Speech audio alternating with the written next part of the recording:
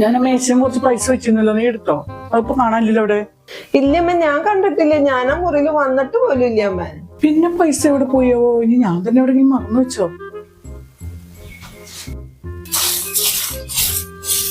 ഒരു കമ്മൽ എടുക്കണ്ടില്ല, നല്ല വലിയ കമ്മലാണല്ലോ. ഊരിപ്പോയതായിരിക്കും.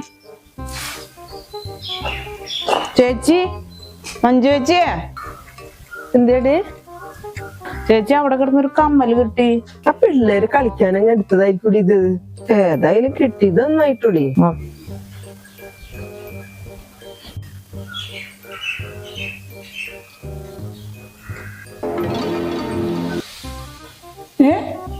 കൊച്ചിന്റെ കമ്മല് കാണാനില്ലെന്നാ?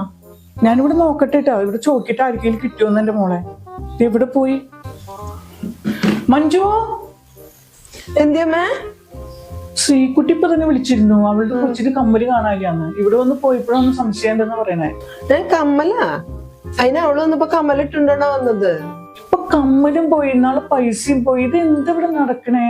ഞാൻ കമ്മലും കണ്ടിട്ടില്ല, ഞാൻ പൈസയും കണ്ടിട്ടില്ല. പക്ഷെ ഇതാരെടുത്തെന്ന് എനിക്കറിയാട്ടോ. അവിടെ പണിക്കാരത്തില്ലേ? അവളോ? അവൾ അത്ര ശരിയല്ല. അവളങ്ങനെ ചെയ്യുന്ന എനിക്ക് തോന്നല്ലടി.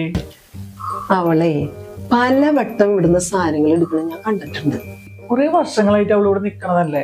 അവൾ അത്ര നല്ലവളല്ല. നീ എന്നിട്ട് ഇത്ര നാൾ എന്നോട് പറഞ്ഞില്ലല്ലോ? അമ്മോട് ഞാൻ ഇത്ര നാൾ പറയാണ്ടിരുന്നതാ. നിനക്ക് അത്ര സംശയം നീ അവളെ ഒന്ന് വിളിക്കുക, നമുക്കൊന്ന് ചോദിച്ചു നോക്കാം. വേണ്ട, വിളിക്കണ്ട. വിളിച്ചു കഴിഞ്ഞാ അവള് സത്യം പറയോ? അവളെന്താ പറയാന്നറിയാ? ഞാൻ പണി നിർത്തി പോവാണെന്ന് പറയും. അല്ലാതെ പിന്നെ എന്തെന്നാ പറയണമ്മേ? ഈ കാലത്ത് ഒരു പണിക്കാരത്തി പോയി കഴിഞ്ഞാ പിന്നെ വേറെ ഒരെണ്ണത്തിനെ കിട്ടോ? അത് കാരണം പിന്നെ ഞാൻ മിണ്ടിയില്ല. മഞ്ജു, ഒന്നിങ്ങോട്ട് വന്നേ. എന്തേ അമ്മേ, എന്നെ വിളിച്ചാ? ഇത് 10,000 രൂപ സാരി മേടിച്ച ബില്ലാണ്. നിന്റെ റൂമിൽ കിടന്ന് എനിക്ക് കിട്ടിയതാണിത്. ഇതെങ്ങനെ നിന്റെ റൂമിൽ വന്നു? ആ സാരി ഞാൻ വാങ്ങിച്ചത്. നിനക്ക് എവിടുന്ന് പൈസ കിട്ടിയത്? പൈസ എന്തെങ്കിലും ഉണ്ടായതാ? ഞാൻ നല്ല തറവാട്ടി പറഞ്ഞതാണ്, അമ്മയ്ക്ക് അറിയില്ലേ? പിന്നെ എന്റെ കുട്ടിക്കാലത്തുണ്ടല്ലോ, ഞാൻ സ്കൂളിൽ പഠിക്കുന്ന സമയത്ത് ഞാൻ വഴിയൊക്കെ നടന്നു പോകുമ്പോ എനിക്കൊരു മാല കളഞ്ഞു കിട്ടി. ഞാൻ അതുകൊണ്ടൊന്ന് സ്കൂളിൽ കൊണ്ടുവന്ന് കൊടുത്തിരുന്നു. അന്ന് എനിക്ക് നല്ല കുട്ടിയുടെ അവാർഡ് വാങ്ങിച്ച ആളാ ഞാൻ. അമ്മയ്ക്ക് അറിയില്ലേ? പിന്നെ എന്തിനാ അമ്മ എന്നോട് ഇങ്ങനെയൊക്കെ ചോദിക്കണേ? എനിക്ക് മനസ്സിലാവണില്ല. നിനക്ക് മനസ്സിലാവണില്ല അല്ലേ? ഈ ബില്ല് എന്തിനാന്ന് അറിയോ നിനക്ക്? 15,000 രൂപയ്ക്ക് കമ്മല് പണയം വെച്ച ബില്ലായിട്ട്. നിന്റെ ഏത് കമ്മലാണ് നീ പണയം വെച്ചത്? ആ കൊച്ചിന്റെ കമ്മല് കൊണ്ട് പണയം വെച്ചല്ലേ? കാരണം ഇവിടെ നിന്ന് കാണാതായി പൈസ നീ തന്നെ ആയിരിക്കും എടുത്തിരിക്കുന്നത്.